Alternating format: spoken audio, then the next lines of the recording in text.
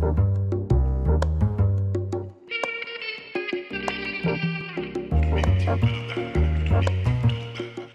it's Mike with the AOL Developer Network, and I have Tony Conrad with Sphere, and Sphere now part of AOL. That's right. So, well, we're in week one. Okay. Whoa.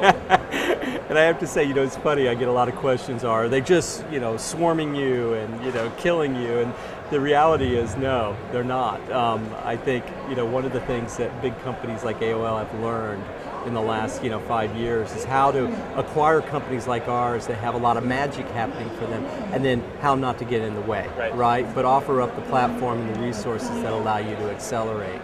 So let's stick with the theme of ideas. What are some of the more innovative ways you've seen bloggers obviously embrace Sphere and actually integrate it into their experience? Like, what are some things that a blogger might not know about Sphere that they should?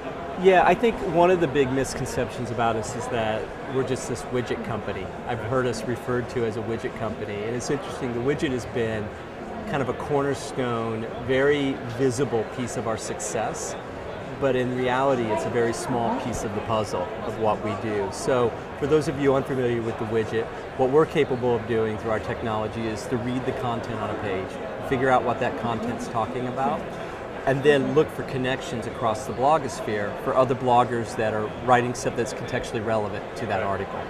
And that's proven to be a very popular product.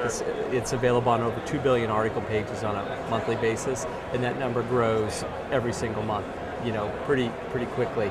But the thing that people don't realize is that we're also doing related content links on a lot of mainstream media sites, people like AOL, but also the Washington Post, Wall Street Journal, CNN, Salon, Major League Baseball, Time.com, just a ton of great A-list sites where we're looking at their content, we're looking at their archives, and we're making connections to that. We're also starting to do it for video, which we just launched with Reuters, that is incredibly successful. So inserting contextually relevant video to an article. Right, very cool.